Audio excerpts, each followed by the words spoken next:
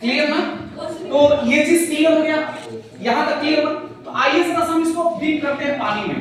जैसे मान लीजिए ये हो गया आपका, और जैसे ही जब इसको हम पानी में डुबाएंगे, जरा सोच के देखिए कि जब हम इसको पानी में डुबाएंगे तो एक बात हमको बताइए कि एक इसका तो mg तो नीचे की तरफ काम करेगा, ये अपने भार की वजह से तो नीचे जाएगा, ठीक है, लेकिन क्या वाटर के मॉलिक्यूल्स में हम डिस्टरबेंस क्रिएट किए तो वो अपना काम नहीं करेगा क्या? वो भी तो रिएक्टेंट फोर्स लगाएगा, रेजिस्टेंस फोर्स लगाएगा। कहां तुम नीचे आ रहा, चल ऊपर, जहां था वहीं जा। तो यहां पर रेजिस्टिव फोर्स लगेगा ऊपर की तरफ, जिसको हम लोग बोलते हैं बायंट फोर्स। अब इसके खिलाफ, इसके विरुद्ध, इसके अगेंस्ट में एक फोर्स काम करेगा जो वाटर के मॉलिक्यूल्स के द्वारा अपवर्ड डायरेक्शन में अप्लाई किया जाएगा, इसके अगेंस्ट में, उसको हम बोलेंगे क्या? Buoyant force. और ये बायंट फोर्स, अब आप बताइए जरा इस बॉडी पे जो नेट फोर्स काम करेगा वो कितना होगा? इस बॉडी पे जो नेट फोर्स अब जो काम करेगा, जरा कोई भी बता दे कि कितना होगा भाई? mg minus fb। जो fb क्या है जी? fb क्या है?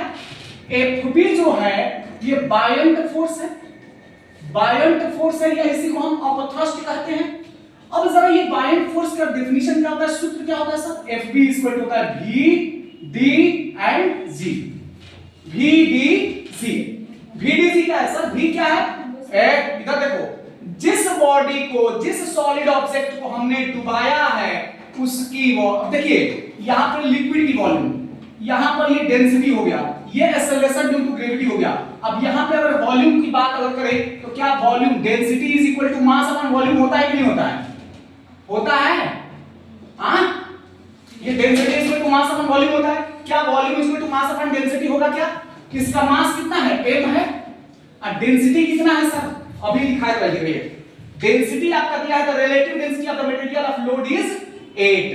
कितना डेंसिटी है? 8 इनटू वाटर की डेंसिटी, लिक्विड की डेंसिटी कितना है? 2 इनटू g रहने देते हैं, 2 4 जा 8, यानी mg/4। अगर हम नेट फोर्स निकालना चाहें, नेट फोर्स निकालना चाहें F डैश, तो कितना होगा बेटा? देखो mg माइनस mg/4 यानी कि 3/4m इंटू g। होगा कि नहीं होगा? 3/4m इंटू g होगा कि नहीं होगा? पक्का समझ में आ गया कि 3/4m इंटू g होगा। अब हमको एक बात बताइए जरा, इसमें बहुत ज्यादा नहीं सोचना है, सब कटपिट के बराबर हो जाएगा, सारा का सारा कटपिट के बराबर हो जाएगा। देखिए भाई डेल्टा L, ये डेल्टा L है, यानी इसको अगर हम L1 मान लेते हैं, सपोज कर लीजिए, अगर हम इसको क्या मान लेते हैं, इसको ये सब हम हटा देते हैं, इतना सब काम हम जो किए हैं हटाते हैं। अगर हम इसको y ही लेते हैं और ये f है, ये L ही है, नहीं चेंज होगा, एरिया नहीं चेंज होगा। आप बताइए डेल्टा L1 अगर इसको ले लेते हैं, अब एक बात बताइए जरा, क्या दोनों यहां पे क्या ये स्टील हो गया, और जैसे ही पानी में जब इसको डुबाएगा रबर हो गया क्या ये? अगर ऐसा होता तो फिजिक्स के सारे सिद्धांत बदल जाते, फिर तो हम डुबा के चेंज कर देते। हाँ, हमको मन कर रहा है एक बॉटल को सोना बना दे, डुबा के सोना बना दे फटाक से, तुरंत मटेरियल चेंज है। तो यहां पर अगर स्टील है तो यहां भी स्टील होगा, तो दोनों का y क्या होगा? सेम होगा। तो अब यहां के लिए y जरा निकालिए, सब क्या होगा बोलिए, तो बोलिए जल्दी जल्दी बोलिए। 3/4mg f into l by a into delta L2 होगा, होगा कि नहीं होगा?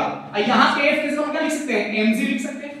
जरा दोनों को इक्वल करके देख लीजिए, इक्वेशन 1 इक्वेशन 2 को, तो ये हो जाएगा mg l by a into delta L1 is equal to 3/4mg into l by a into delta L2। क्या क्या करेगा जी? mgl से mgl, a से a, जरा बताइए क्या होगा फार्मूला? देखिए क्या बन के आ रहा है, ये l बाई, सॉरी कट गया, 1 by delta L1 is equal to 3/4 into delta L2। बताइए क्या होगा? Delta L2 is equal to 3/4 into delta L1, delta L2 is equal to 3/4 into delta L1 की वैल्यू जो दिया है वो 4 mm दे रखा है। तो क्या हो जाएगा जी? डेल्टा ए 2 इक्वल टू 4 से 4 कैंसिल 3 mm, यानी कि अब जो होगा इसमें 3 mm का क्या होगा, इलांगेशन होगा। बात समझ में आया नहीं है? सर इसको और भी इजी किया जा सकता है, ये फोर्स निकालना सबसे बड़ी कठिन बात है। अगर आपने ये फोर्स एक बार और फिर इसको हम समझाते हैं, फिर से क्वेश्चन में समझाता हूं। क्वेश्चन आपका ये कहना चाहता है, क्वेश्चन आपका ये कहना चाहता है कि एक वायर है जो कि स्टील का बना हुआ है, ठीक है, वायर है जो कि स्टील का बना हुआ है, जिसका एल दे दिया, जिसका आपको रेडियस दे दिया, क्रॉस सेक्शनल एरिया दे दिया, रेडियस दे दिया, उसके बाद आपको इसमें कितना इलांगेशन हो रहा है वो दे दिया, ठीक है। इसको सल्स एक्सपेरिमेंट में लो किया गया। सल्स एक्सपेरिमेंट कब करते हैं हम लोग? हुक्स लॉ को एक्सपेरिमेंट को दिखाने के लिए, हुक्स लॉ को एक्सपेरिमेंट को डिस्टिंग्विश करने के लिए हम लोग सल्स एक्सपेरिमेंट करते हैं। ये चीज क्लियर है? ये एम लोड जो है इस वायर पे हम लोग लगाते हैं, जैसे ही जब एम लोड अप्लाई करेंगे तो इसमें चेंज आएगा, इसके लेंथ में कितने का चेंज आता है, 4 मिलीमीटर का, ठीक है। इसी चीज को, इसके लिए हमने जो y निकाला वो होता है F L L by A into delta, इसको हम L1 मान लेते हैं, ठीक है। F के जगह पे mc होगा जो काम करेगा फोर्स, ठीक है। यहां तक आपका ये हो गया। अब आते हैं जरा सा हम इसको उठा करके, जैसा आपका क्वेश्चन कर रहा है वैसा मैं कर रहा हूं। अब कह रहा है कि इसी सिस्टम को उठाइए, ऐसे यहां से इसको उठाइए, उठा करके पानी में ले जाके डीप कर दीजिए। पानी में ले जाके जैसे ही डीप करेंगे तो तुरंत आपको पता है कि every action has equal and opposite reaction in same magnitude. जैसे ही जब इसको पानी में वो करेंगे तो ये अपना नीचे की तरफ इसका वेट काम करेगा, तो जैसे ही जो वेट काम करेगा नीचे की तरफ, तो वेट एक फोर्स है, इसके ठीक ऑपोजिट डायरेक्शन में वाटर के मॉलिक्यूल्स भी क्या करेंगे, फोर्स लगाएंगे ऊपर की तरफ, जिसको हम बायएंट फोर्स कहेंगे। तो बायएंट फोर्स और ये दोनों इस पर, अब इस बॉडी को फोर्स